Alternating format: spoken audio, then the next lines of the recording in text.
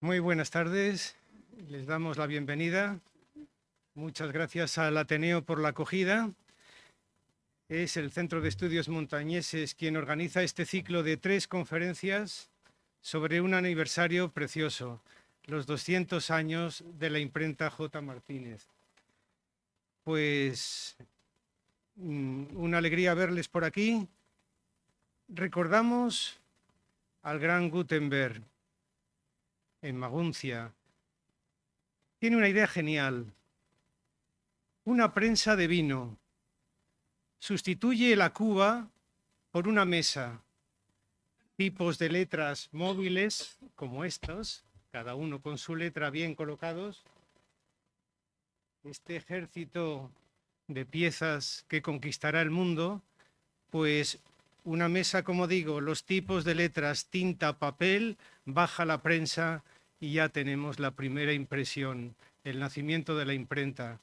Es fantástico. Cuántas publicaciones, cuántos libros, cuántas horas de mucho arte para hacer esas maravillas. Pues para eso estamos aquí, para ver qué ha sido de la imprenta en Santander en estos últimos años. En la imprenta J. Martínez, el Centro de Estudios Montañeses, ha habido muchas colaboraciones mutuas, Imprenta Martínez y el Centro de Estudios Montañeses, como digo, principalmente en monografías que pueden ver en nuestra página web, Centro de Estudios Montañeses, verán de forma libre todas las monografías publicadas y además la revista Altamira, que se ha publicado en la imprenta Martínez en los últimos 20 números al menos. Pues ahí las pueden consultar, tienen todo lo que quieran sobre arte, historia, patrimonio, cuevas prehistóricas, heráldica, todo eso está en nuestros 90 años de historia del Centro de Estudios Montañeses. Así que un placer, un honor y un agradecimiento el verles aquí. Y voy a dar la palabra a continuación a Marián Rueda García. Ella es la directora de la imprenta y adelante, Marián. Muchas gracias por haberme invitado. Estoy muy contenta de verles aquí a todos. Bueno, y espero resumirles un poquito bueno, pues lo que es la empresa, ¿no? Nuestra imprenta. Nuestra imprenta ha cumplido 200 años. Eso es motivo de alegría, de muchísima, fruto de mucho esfuerzo, de mucho trabajo, de muchos años de, bueno, de elaborar duro, duro. Y empezando un poquito con esta revista que les he traído para que ustedes, bueno, tengan un poquito el resumen de lo que es la historia, aparece aquí el boletín de comercio, que tengo el original en la imprenta. El boletín de comercio surge en el origen de la imprenta en el 1825, cuando la empresa comienza. Se llamaba Talleres Tipográficos J. Martínez. Tipográficos por lo que ha explicado él de los tipos, las tipografías. En esto y en tantas cosas el mundo ha evolucionado tremendamente. Antes se componía en unas cajas.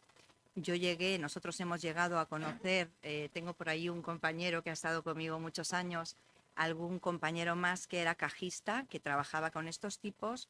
Y bueno, la verdad que me parece increíble el poder colocar estas letritas al revés, para leerlas al revés, dentro de unas cajas, una por una, con sus espacios, con sus puntos, con todo, y poder confeccionar así un libro. Hoy en día esto es como un trabajo impensable, pero se hacía así. Bueno, pues aquí viene un poquito resumida la historia de la empresa, o sea, desde 1825, cuando se fundó, y la figura de don José María Martínez, que esto que salió aquí en el Boletín de Comercio, que lo editaba él, era pues su necrológica. Aquí es cuando él había fallecido, ¿no? Entonces os pongo aquí un poquito, no lo voy a leer para no alargarnos, pero bueno, ya leeréis aquí lo que decían de él. Era una figura muy respetada, muy valorada y muy bien considerada, no solamente a nivel de Santander y Cantabria, sino de toda España, la imprenta. En 1977 continuamos y he puesto aquí decisiones que marcan una vida. Es la historia de unos emigrantes, mis padres, que fueron a México y entonces al regresar decidieron adquirir la imprenta. La imprenta estaba a punto de desaparecer porque tenía muy poquitos clientes ya, y entonces pues mi padre, que no tenía nada que ver con este gremio, sino que él allí vendía cerveza, es decir, era un gerente de la Corona, la Coronita, que conoceréis todos. Pues era gerente nada menos que en un lugar donde yo me crié y viví toda mi infancia, que era en Tapachula, en el estado de Chiapas. Entonces yo nací ahí en México, de hecho yo nací en Veracruz y bueno, pues de padres leoneses, emigrantes, como tanta gente que está aquí ahora, pues haciendo lo mismo, buscando un futuro mejor. Cuando llegó él decidió comprar la imprenta junto con mi madre y no sabía en el mundo tan bonito y tan loco a la vez que se metía, porque esto es un trabajo muy, muy duro, apasionante, como sabemos muchos de aquí, pero tremendamente duro, bueno, pues porque todavía, aunque parezca mentira y haya evolucionado muchas cosas, sigue habiendo muchos procesos manuales y muchas posibilidades de error en un trabajo, puesto que pasa por muchísimas manos y por muchos procesos.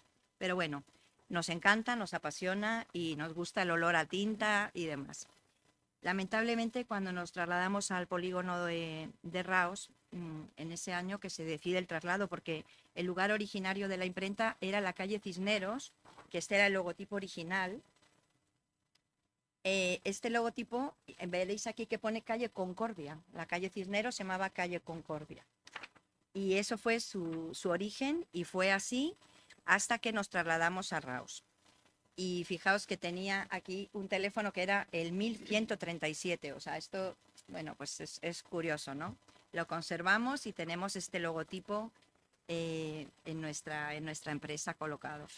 Entonces, bueno, después de tener todo esto, es decir, partir de ahí, mi padre lo que no quiso fue cambiar el nombre por respeto a, bueno, pues a toda una familia y a todo, pues a unos orígenes que merecían la pena ser conservados. Él comenzó pues a tener clientela, a conseguir los mejores profesionales, a rodearse de buena gente y a poder hacerse no sé, un lugar en el mundo de la impresión y poder, fue el que incorporó la primera máquina de 4 colores en Cantabria y eso para él era pues un motivo de orgullo porque era pionero, se convirtió en una empresa referente. Después, en ese año, cuando nos cambiamos a Raos, él falleció, lamentablemente, y asumí yo la dirección. Soy su única hija y, bueno, yo vivía en Madrid, mi vida dio un giro completo y, bueno, pues yo me trasladé. Me trasladé a afrontar todo y ya hace de eso 26 años que estoy sola en la empresa, ¿no? Muy contenta, muy feliz. Yo había estudiado Derecho, pero bueno, este mundo es apasionante. Después seguimos innovando, el mundo de la empresa, de la imprenta, es un mundo también lleno de inversiones muy caras, muy costosas y cada proceso requiere una maquinaria adecuada y es muy caro, pero hay que seguir adelante, hay que seguir apostando por ello. Y en este año, 2025, cumplimos 200 años llenos de orgullo. Aquí os pongo un poquito el presente y el futuro, nuestros valores, etcétera, pero bueno, esto ya quiero que lo leáis vosotros tranquilamente. Como decías tú antes, hablando de Gutenberg, os traigo un ejemplo de cómo se hacían antes las cosas con fotolitos. Entonces esto era la descomposición de los 4 colores para poder montar una imagen y que luego ya, después de montar esto sobre un astralón que se llamaba, se pudiera ya llevar a una plancha, insolarlo, etcétera, etcétera. Era un proceso muy complejo. Esto se ha reducido ahora mucho con los procesos de los computer to plate, o sea, los procesos de pasar directamente del departamento de diseño los PDFs ya para poder pintarlos en las planchas y llevarlos a máquina. Y bueno, a partir de ahí, nada, tengo cositas por aquí para enseñaros, bueno, de cosas que se habían hecho en la imprenta, pero realmente, sobre todo, pues eso, quería deciros lo orgullosos, lo contentos que estamos de poder seguir aquí adelante. Y bueno, tenemos alguna reliquia así tan tremendamente fea, pero no quiero ni arreglarla porque entonces pienso que va a perder su esencia, ¿no?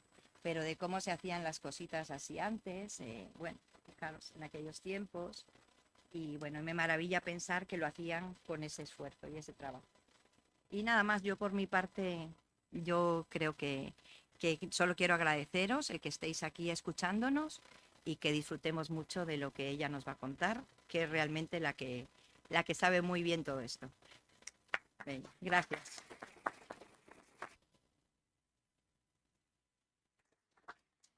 Muy bien, pues presento a Eva María Plaza Díaz, es graduada en Historia por la Universidad de Cantabria en el año 2020.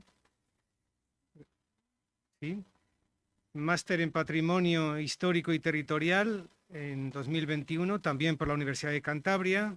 Y desde 2023 es técnica de gestión documental en el Centro de Documentación del Puerto de Santander. Sus líneas de investigación se centran principalmente en la imprenta en Cantabria, de ello nos va a hablar ahora, y el patrimonio portuario, lugar donde trabaja, un sitio privilegiado. Pues adelante, Eva, bajamos para ver las imágenes y adelante. ¿Se me oye? ¿Sí? Vale. Hola a todos. Os vengo a hablar de la imprenta. Para empezar, debo decir que no se conoce mucho sobre ella. No se han hecho muchas investigaciones, sobre todo en este siglo todavía.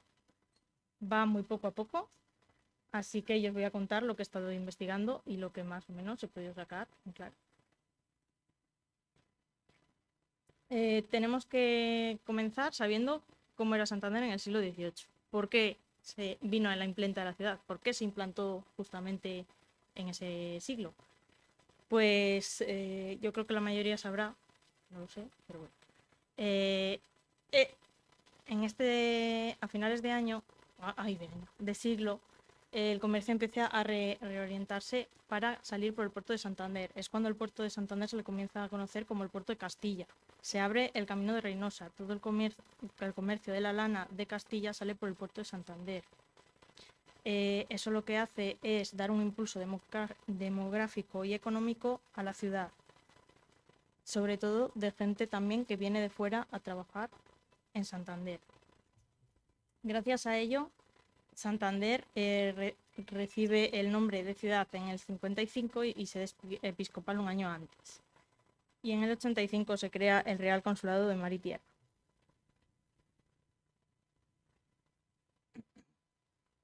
Vale. La imprenta, antes de llegar a Santander, se instaló en la península 300 años antes.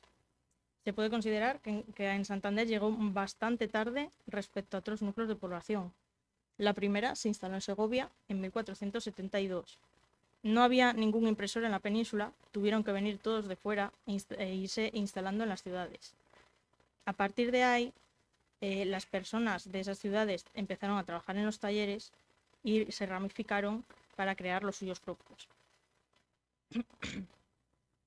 En cambio, en Santander no se instaló ninguno hasta 1792. Esto fue por varias razones, pero la principal fue la creación de la Escuela Náutica y de Dibujo. Se creó en 1790. Con esta escuela se quería dar otro impulso al puerto de Santander para que saliera gente a trabajar e impulsar la economía. Y lo que se vio es que se necesitaba una imprenta. ¿Por qué? Bueno, pues porque una escuela necesita libros, necesita apuntes, necesita documentos. Y si se los pides a una imprenta de otra ciudad, tardan mucho tiempo en venir. Si tienen errores, tardan el doble de tiempo, es mucho más caro y da más problemas. Por tanto, se planteó la posibilidad de crear una imprenta propia para dar pie a todos esos documentos para la escuela. Sin embargo, la creación de una imprenta en esos años era muy complicada. Debías presentar un informe con toda la organización, toda la planificación, todo el dinero que se iba a gastar, y eso tenía que aceptarlo el rey. ¿Qué pasa? Era muy complicado. Y aún así había mucha escasez de impresores en la península, porque aunque hubiera mucha gente que trabajara en los talleres, un impresor como tal era más difícil que se moviera, sobre todo si no tenía incentivos para moverse. Por ese motivo se aprobó un gasto primero de 400 ducados anuales, lo cual no estaba nada mal. Sin embargo, también aparte de eso, se pensaba que aparte de los 400 ducados de forma anual, con los documentos que iban a salir de esa imprenta, porque no había ninguna todavía, iba a ascender hasta 600. Aquí voy a empezar hablando de la gente que instaló la imprenta en Santander. ¿Quién era esta gente que venía aquí a instalar su imprenta, básicamente? Pues el primero de ellos es Francisco Javier de Riesgo. Francisco Javier de Riesgo tenía una imprenta en Palencia. Realmente él no era de Palencia, pero su padre era impresor y se había ido moviendo por toda la península haciendo impresiones. Su padre trabajó en Palencia y él heredó la imprenta de allí. Su objetivo en la vida era ser el impresor principal de Palencia. ¿Por qué? Porque tenías un sueldo fijo, era lo que hoy en día era un funcionario. Desde 1778 estuvo batallando con el Ayuntamiento de Palencia para que le dieran el título. Al final el Ayuntamiento cedió con un sueldo anual de 200 ducados, que más tarde, debido a todas las quejas de Javier de Riesgo, se aumentó al doble, que a 400. ¿Qué pasó? Este señor tenía muchos problemas con el Ayuntamiento, porque no le querían pagar, porque los pagos se daban demasiado tarde, porque él hacía impresiones y después no debería haberlas hecho. Entonces, pues no estaba muy contento allí en Palencia. Cuando salió la propuesta de Santander de tener un impresor en la ciudad, rápidamente dijo que sí. Y se trasladó a Santander, dejando a Palencia sin ningún impresor. Negociando con Santander, consiguió aumentar el sueldo de 500 a 550 ducados, lo cual era mucho más alto de lo que tenía en Palencia. Y aparte de eso, conseguía el título de impresor del Real Consulado de Santander, que era un título que podía pasar a sus hijos y que le daba al final un sueldo fijo y más. Ese dinero significaba que era una persona al mismo nivel, un nivel un poco más bajo que un abogado o un médico, es decir, era de bastante dinero. Empezó sobre todo publicando lo que eran los boletines de la provincia, lo que le mandaba a la iglesia el obispo Menéndez de Luarca y las primeras publicaciones periódicas como la Gaceta de Santander y el Montañés, creo que era.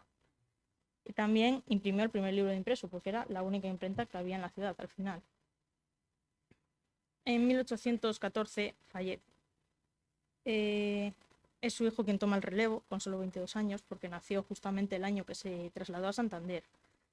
Continuó imprimiendo los semanarios de su padre y todos aquellos que se requerían. Sin embargo, en 1829, más adelante, la Junta de Comercio asumió las funciones del Real Consulado. El Real Consulado desaparece. ¿Qué pasa? La Junta de Comercio tenía también problemas de dinero. Estaban replanteando un...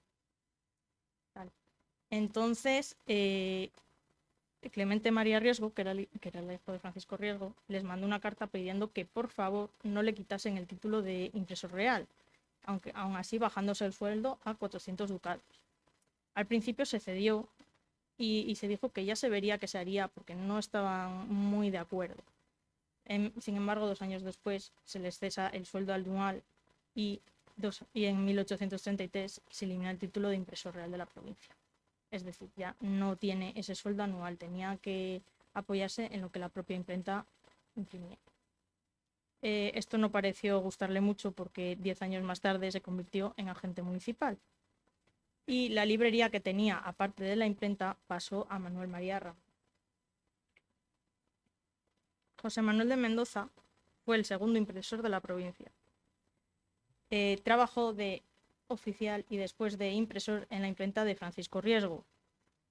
En 1810 quiere instalar otra imprenta en la ciudad, que sería la segunda que se instaló aquí. ¿Qué pasa? La maquinaria es muy cara, sobre todo las prensas y la tipografía. Por tanto, pide un préstamo al propio ayuntamiento de que por favor le den 3.000 reales para instalar la imprenta, que en total necesitaba 5.000 reales porque todo lo demás ya lo tenía. Al final el ayuntamiento se lo cede porque le viene bien que tener más imprentas porque la de riesgo no daba abasto con todo lo que le pedían. Aquí quiero hacer un inciso y hablar de lo que son los periódicos y los semanales, y es que se hace un primer intento publicando en Montañés, el cual no tuvo muy buena bienvenida por, por su autor, que era un poco, bueno. Y más adelante fue cuando la prensa se empieza a sentar y a expandir por todo Santander, y fueron estos impresores sobre todo los que le dieron esa expansión, y muchos de ellos también escribían y eran periodistas. Manuel de Mendoza fallece en 1835 y con ello la imprenta pasa a su hijo Hilario Mendoza. Su tutor fue Pedro Asensio Martínez Ruiz. Aquí quiero hacer otro inciso y decir que todos los impresores se conocían entre sí, todos, y se ayudaban y colaboraban entre ellos. Se quedó con la imprenta de su padre, que contaba con 2 prensas, lo cual no estaba nada mal, y con ello siguió imprimiendo todo lo que hacía su padre, con una buena clientela porque era conocido. Y sobre todo es destacable el diario mercantil entre 1850 y 1856. En 1867 muere y la esposa se queda con la imprenta. Rosa Gómez era la viuda conocida como la viuda de Mendoza, era la que llevó la imprenta. Era la primera mujer que estaba regentando una imprenta. Hay una cosa con las impresoras, que es que la mayoría de ellas eran las viudas o hijas de los impresores, se quedaban ellos la imprenta cuando morían. Pero muchas de ellas no querían seguir al frente del negocio. Por tanto, Rosa Gómez colaboró con el impresor Bernardo Rueda, que probablemente también trabajara en esa imprenta, y al final falleció en el 84, pero antes de ello le pasó la imprenta a Bernardo Rueda, la cual después se llevó las máquinas a Torrelavega. Y bueno, llegamos a la persona que creó la imprenta Martínez, que es el fundador de la imprenta que da nombre a este ciclo de conferencias. Pedro Asensio Martínez fundó la imprenta Martínez en la calle San Francisco, donde además también tenía una librería, porque las imprentas no eran solo imprenta, eran librerías y todo lo que surgiera, básicamente. Probablemente también trabajara en la imprenta de Mendoza, y por eso era el tutor de Hilario Mendoza. Empezó a publicar muchas publicaciones periódicas, sobre todo el Cántabro, el Boletín Oficial de Santander, el cual solo podías imprimir si ganabas la suscripción, o sea, tenías que ganarlo. El Boletín del Comercio y el Censor.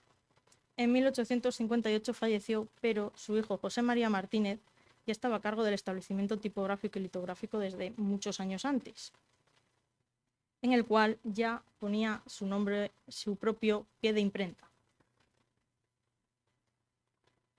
Es decir, no es exactamente que tuviera esa imprenta a su nombre, pero como él trabajaba allí y era impresor junto a su padre, era como si compartieran la misma imprenta. Era la imprenta más grande de Santander, se convirtió rápidamente en la imprenta más grande, en la que trabajaban al menos 40 personas, lo cual era bastante, muchísimo. Tenía una máquina y 4 prensas. 2 prensas ya era mucho, pero 4 ya es muchísimo más. Aparte de eso, también tenía una librería. Y es muy conocido por ser el editor y dueño del Boletín del Comercio.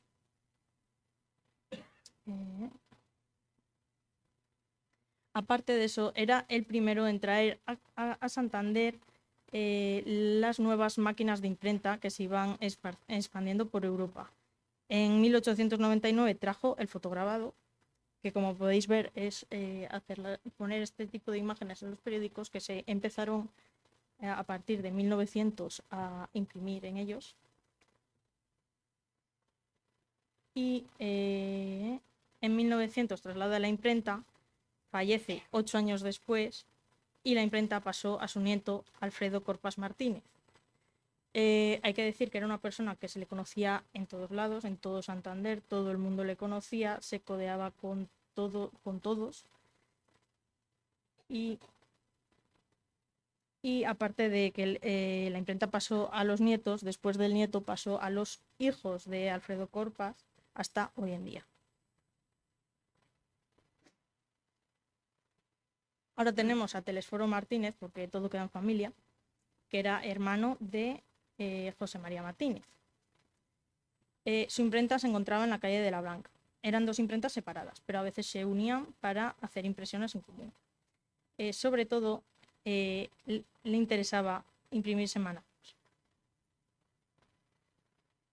Al final, es un poco una persona como su hermano, todo el mundo le conocía, todo el mundo iba a su imprenta a imprimir lo que tenía que imprimir, porque lo hacían bien y tenían lo último de lo último en la ciudad. Falleció en 1899 y las máquinas de imprenta se subastaron, no siguió su imprenta. A Severo Otero Lepuesto, pero no se relaciona mucho con otras familias, se instaló como librero y tenía una imprenta propia. Trabajaba como tipógrafo y encuadernador, lo cual era algo que normalmente hacían todas las imprentas. Y imprimió semanarios como El Barquero y El Espíritu del Siglo. Después pasamos a Salvador Atienza y Romero, que era conocido por imprimir La Abeja Montañesa, la cual la propia imprenta era la suya. Y era su editor. Era también una persona bastante conocida en la ciudad. La imprenta contaba con una prensa y aparte de eso salieron más semanarios. Falleció en el 90 y la imprenta pasa a su viuda. La viuda lo que hace es seguir con los trabajos de Salvador Atienza y aunque no se sabe mucho más, sí se sabe que la imprenta a partir de 1902 desaparece.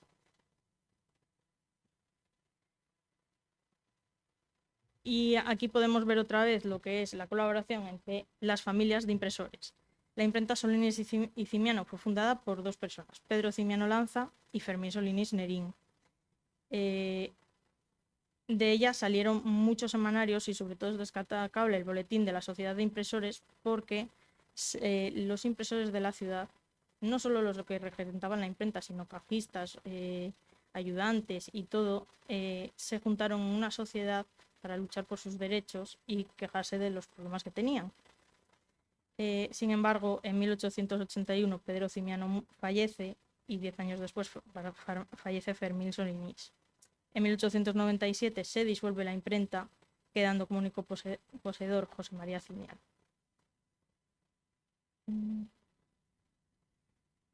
Sin embargo, al morir Pedro Cimiano en 1881, fue su viuda Dolores Rivero quien se hace cargo de la imprenta, hasta que muere Fermín Solinis. Junto a Sotero Roig, en 1884 trasladan la imprenta a la calle del Muelle, con la ayuda de Fermín Solinis. Y en colaboración empiezan a imprimir distintos semanarios. No tenía mucho interés de seguir con la imprenta, así que en 1887 se retira y le deja el taller a Sotero Roig. Sotero Roig era un impresor que imprimía en la imprenta de Pedro de Cimiano y por eso salió con la viuda para seguir con la imprenta. Era el propietario y administrador de El Correo de Cantabria y por eso lo conocía también muchísima gente en la ciudad. En 1903 fallece y no se sabe qué pasa con la imprenta. Casa Cimiano. Como podéis ver, todo queda en familia. Ventura Cimiano era impresor y el propietario de la imprenta y también el padre de José María Cimiano Lanza, al cual pasó la imprenta en 1898. Era una persona queridísima en Santander, de las que más se conocían, sobre todo por pasar el día en la imprenta, tomar un café con la gente, ser muy patriótico. Por eso cuando fallece en 1935 todo el mundo lamentó su pérdida, sobre todo la gente que lo conocía por sus trabajos de imprenta.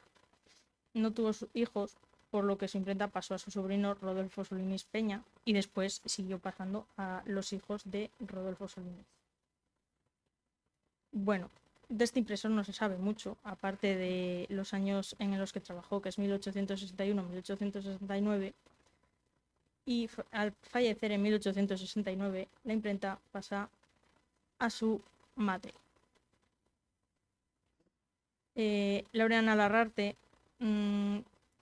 quiso tener un perfil más bajo, no se quería ocupar principalmente de la imprenta y por eso 3 personas se encargaron del negocio junto a ella: Antonio Mezo, José Vives y Juan José Mezo. Probablemente la imprenta, por el desinterés de Laureana, pasó a Juan José Mezo, que fue la última persona que estuvo con ella ayudándola.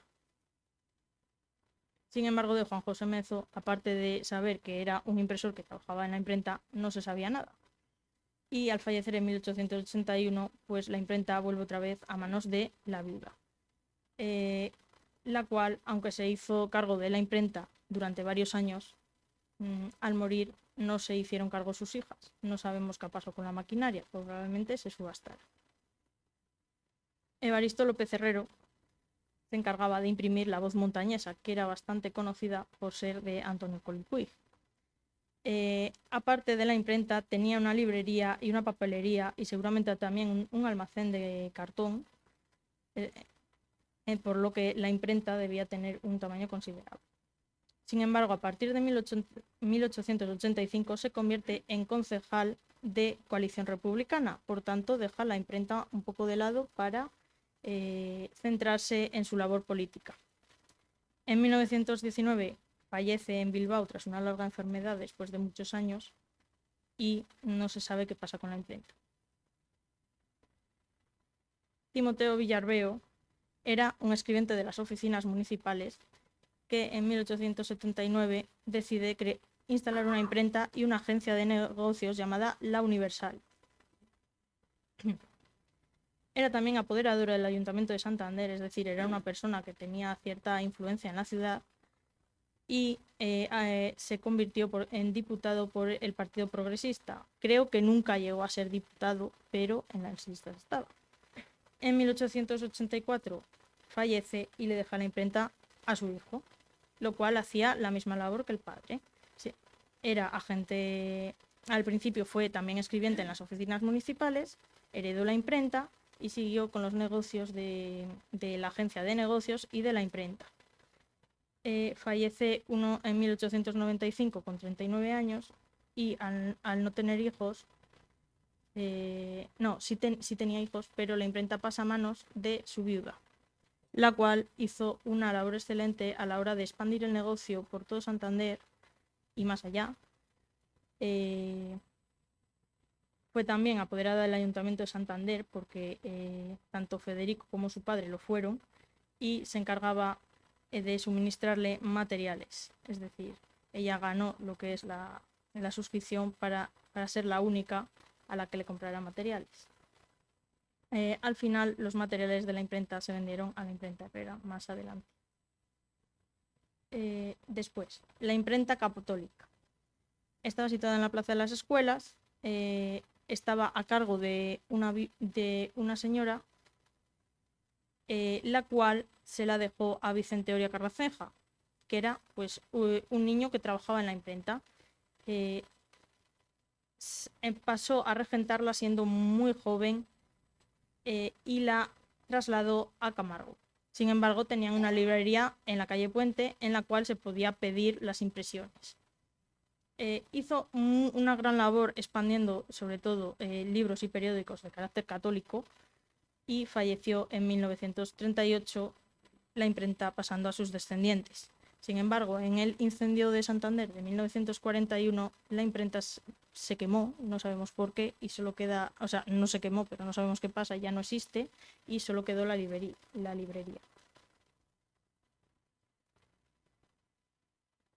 Aquí vais a empezar a notar que la imprenta ya no lleva los apellidos o el nombre de quien los crean, sino que llevan otro nombre. No sé exactamente por qué motivo, pero empieza a pasar a finales del siglo XIX. La imprenta francesa era propiedad de Francisco Escobes y su esposa. Se quedaron allí al visitar Santander y abrieron una imprenta. Sobre todo, hacían trabajos de lujo y encuadernaciones de lujo. Falleció Escobes en el 90 y la imprenta pasó a su esposa, la cual siguió regentándola hasta 1941, que es cuando se quemó. La imprenta El Atlántico estaba a cargo del impresor Lorenzo Blanchard Santisteban. La imprenta se creó para publicar principalmente el periódico El Atlántico. Aquí empiezan a aparecer imprentas que se centran solo en imprimir el periódico que sale de allí. En 1893 dejó de publicarse el periódico por la imprenta, sobre todo por otros periódicos que empezaban a aparecer en Santander, que eran mucho más influyentes y que le quitaban todo el protagonismo. En 1895 se rompió las relaciones con Enrique Gutiérrez Cueto, que era su yerno, y cerró la imprenta. Sin embargo, tenía otra colaboración con Ramón Gutiérrez Arce en la imprenta Blanchard y Arce, los cuales fundaron una imprenta en 1897. Ahí empezaron a imprimir otros periódicos y otras publicaciones hasta 1907, cuando Lorenzo Blanchard dejó la imprenta para trabajar de cajero y más tarde de perito. Ramón Gutiérrez Arce se quedó con las máquinas de imprimir y las trasladó a la calle Calzadas Altas. He añadido la imprenta militar sobre todo para indicar las malas condiciones en las que trabajaban muchos de las personas que en el taller. Estaba a cargo de Antonio Quesada Ibáñez, que era teniente de infantería y se encontraba en la cuesta del hospital. Lo único que he encontrado es muchas quejas, aparte de los obreros, en los cuales se quejaban que les pagaban muy poco, que estaban en malas condiciones y tenían que estar quejándose y hacer huelgas para que por favor les pagaran porque no les daba para comer. De Francisco Fons Velarde es otro impresor del que no se sabe mucho, aparte de que fue perito, y después en 1890 instaló su imprenta en la calle Alta y al fallecer pasó la imprenta a su mujer Carmen Diestro Gener, la cual hizo una gran labor por expandir la imprenta, sobre todo en la labor de artes gráficas, las cuales eran muy conocidas en Santander, y siguió con los trabajos de su marido, los cuales no debían ser pocos porque tenía una gran abundancia de pedidos y era una de las más prolíficas de Santander. Trabajó y colaboró muchas veces junto a la famosa librería moderna, pero al final el local se quemó en el incendio de 1941. Por último, quería acabar con la imprenta del Cantábrico, la cual era muy famosa porque el periódico era del más leído y el más influyente de Santander. Se fundó en 1895 por José Estrañi y en la imprenta después pasó en 1921 a ser regentada por Tomás Rivero, el cual vino desde Latinoamérica y compró la imprenta. En 1935 falleció y fue su esposa quien se puso al mando. Sin embargo, durante la Guerra Civil Española se incautaron los talleres del periódico, por lo que el periódico dejó de publicarse y se convirtió en esos mismos talleres en la imprenta que publicaba El Alerta, que sigue publicándose hoy en día. A modo de conclusión, la imprenta era un modelo de empresa familiar en el siglo XIX que se solía heredar de padres a hijos. Y si no era de padres a hijos, solía ser a hermanos o a personas que habían trabajado en esa propia imprenta. O amigos que trabajaban también allí. Al final todo el mundo se conocía, todo el mundo sabía dónde estaban las imprentas y la maquinaria que tenía. En la participación femenina en el negocio, aunque las mujeres que hemos visto no tenían mucho interés en seguir, excepto Carmen Diestro y otras excepciones, también había muchas mujeres que trabajaban en las imprentas no de impresoras, pero sí de cajeras, de ayudantes o de operadoras. Las imprentas tuvieron una gran relevancia social y económica, pero no solo eso, sino también cultural y política, sobre todo por los periódicos que salían de ellas. Y no solo eso, sino que las personas que lo regentaban, muchas de ellas eran electores a corte, sobre todo en la primera mitad del siglo, lo cual significaba que podían votar a los diputados en cortes. Eso significaba que tenían bastante dinero y que tenían mucha influencia política en la ciudad. Los periódicos, además, también tenían mucha influencia en la ciudad y eran los propios impresores a veces los que incluían artículos o regentaban esos mismos periódicos, como hemos visto. Sin embargo, todavía, aparte en la prensa, aunque está bien estudiada, todavía hay una necesidad de seguir investigando sobre todo la imprenta, el tipo de maquinaria que se usaba y cómo se fueron asentando las distintas expansiones de esa maquinaria. Y bueno, así concluye mi presentación y me gustaría que me hicierais preguntas de lo que no habíais entendido.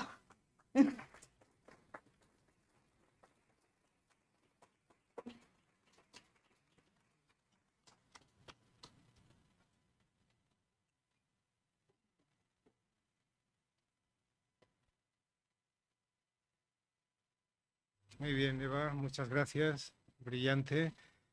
Pues ahí está la exposición, así que turno ahora para preguntas, consultas, dudas. Adelante. A ver.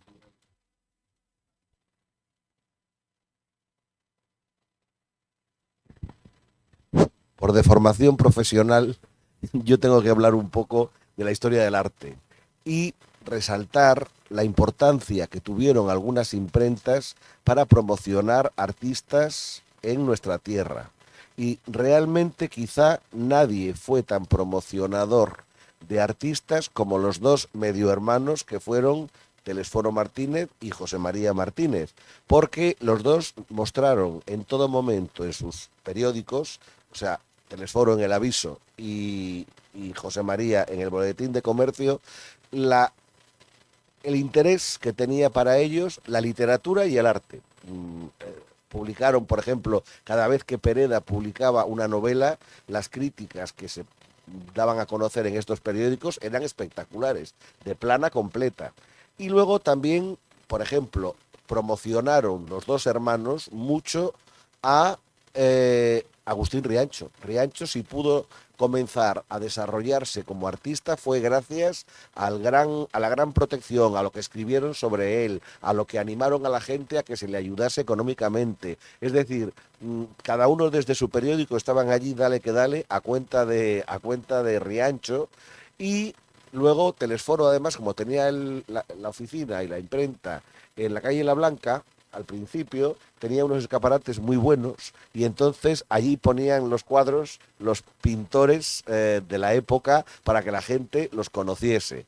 De modo que, bueno, incluso el famoso cuadro, hoy en día propiedad del Centro de Estudios Montañeses, el Jesús y adentro, de Fernando Pérez de Camino, que se le regaló por parte de sus admiradores a Pereda cuando Pereda publicó Sotileza, fue el realizar ese cuadro y regalársele a Pereda fue una propuesta de los dos hermanos en el Boletín de Comercio y en el Aviso, que consiguieron movilizar a la ciudad y tal. Quiero decir que desde luego como mecenas de las artes o promocionadores de los artistas, chapó. Y también ya último, para acabar, un recuerdo a Lorenzo Blanchard, que fue el abuelo materno de María Blanchard, de la gran pintora que fue María Blanchard. Por lo demás, muchas gracias, porque ha sido muy interesante y a mí por lo menos me ha situado bastante bien. Yo algunas de estas imprentas las conocía, pero no el conjunto, y me ha resultado de gran interés porque me ha colocado en la cabeza muchas cosas.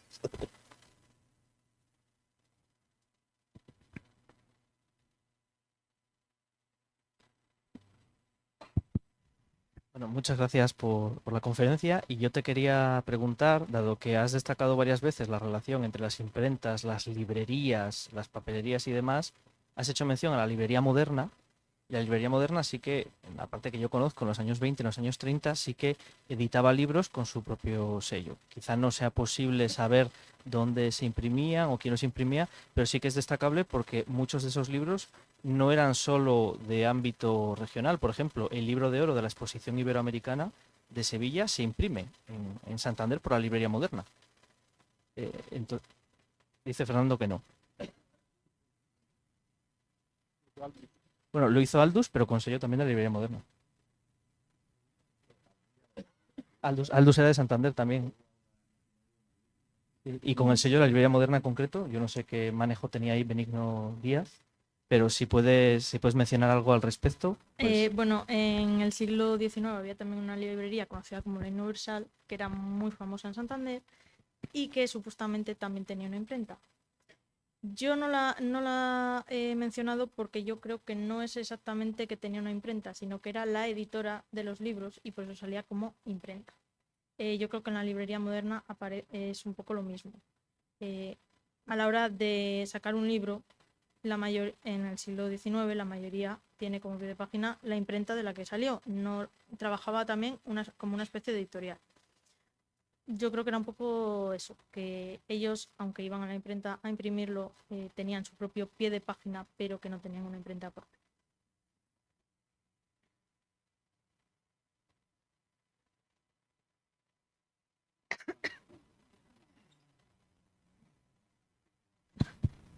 Simplemente para aquilatar un poco el tema, yo creo que deberías consultar con la nieta de Benigno Díez, que ya sabes que hizo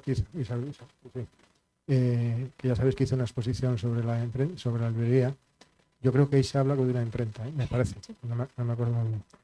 Y en cuanto a lo del el libro de Sevilla, en el mundo de la venta de libros de segunda mano siempre se dice que es de Aldus, porque la tecnología que tenía Aldus no lo tenía nadie en España.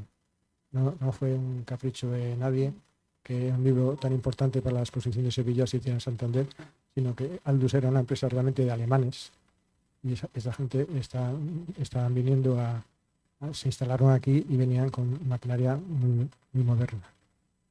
Ahí, no recuerdo en qué año, llegó no era de los primeros, llegó uno de Alemania a hacerse cargo de esta imprenta y estuvo buscando por toda España los mejores litógrafos y demás que podían encontrar. Nada más que eso.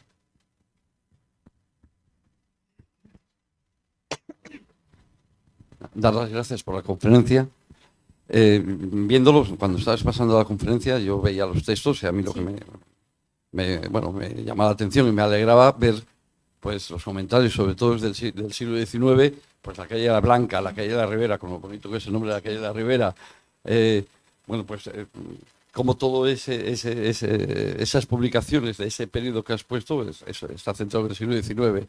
También hablando de la calle Concordia, donde está la librería, y enhorabuena también por el 200 aniversario de la imprenta.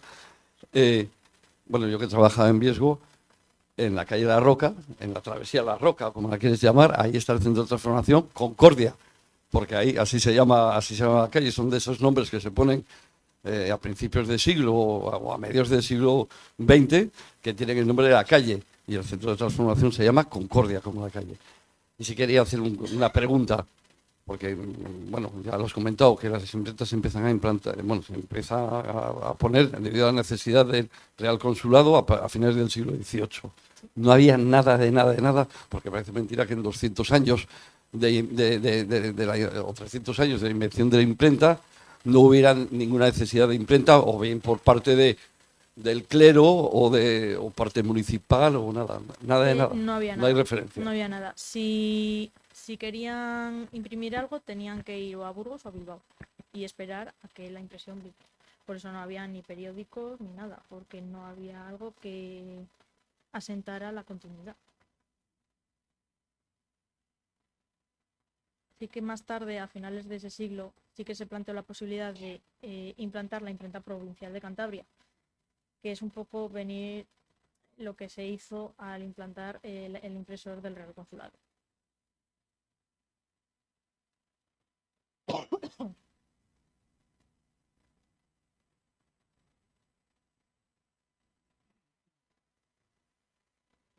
Hola, gracias por la conferencia. Quería, si puede ser, quizás un comentario sobre, si es que es así, si es que estoy en lo cierto, sobre el caldo de cultivo, digamos que era el trabajo en los talleres en las imprentas a lo largo del siglo, también del XX, por supuesto, para la lucha obrera. Supongo que en parte por las malas condiciones de trabajo y también porque tenía fácil acceso al medio de difusión, aunque fuera clandestino. Y luego, por otra parte, me gustaría que comentaras eso.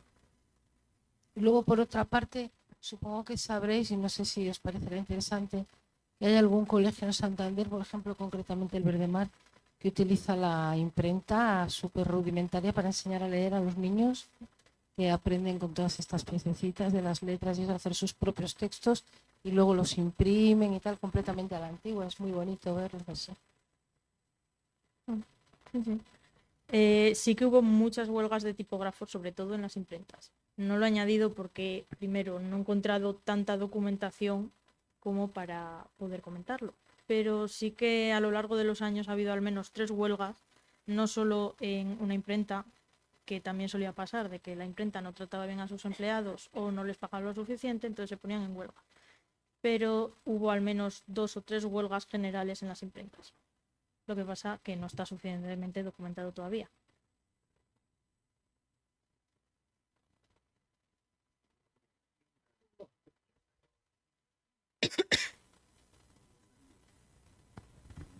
Ha sacado a relucir la figura de Manuel María Ramón en el siglo XIX. Este hombre fue precisamente, vendía periódicos, él tenía su tienda en lo que había sido el antiguo convento de los franciscanos, o sea, donde está el ayuntamiento ahora, y él era comecuras, que le llamaban entonces, o sea, era todo lo contrario, y era el que en Santander vendía toda la prensa macroprogresista, anticlerical y tal, justamente en donde había estado el convento de los franciscanos. Y lo más gracioso es que él, que todo el día estaba en total lucha con el clero, sin embargo, era el único que podía y hacía que cuando en una parroquia de Santander hacía falta encuadernar algún misal, el que lo encuadernaba era él. Y claro, y les cobraba el trabajo correspondiente. Yo me he encontrado precisamente investigando ahora para lo de Consolación, para la Iglesia de Consolación, varios libros arreglados y por Manuel María Ramón, que cobra tanto. Bueno, pues ese señor era una figura destacada del anticlericalismo y de los derechos, digamos, de las masas más desacomodadas de la sociedad de entonces, y es un personaje que todavía no está muy estudiado, pero merecería la pena porque es un tipo curioso.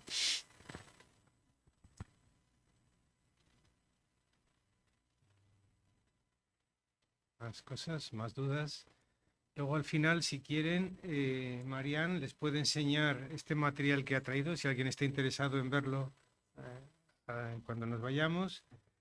Y por mi parte, yo he conocido muchas de estas imprentas en los libros del Centro de Estudios Montañeses. Así que si entran en la página web, es la primera vez que lo digo, pueden disfrutar de esos libros y de estas imprentas y de toda la historia de lo que ha sido la imprenta en Santander. Pues si no hay más cosas, muchísimas gracias. Les emplazo al próximo viernes. Este viernes será la segunda conferencia. El próximo martes será la tercera y última. Así que muchas gracias por la asistencia. Un placer y esta es su casa. Gracias.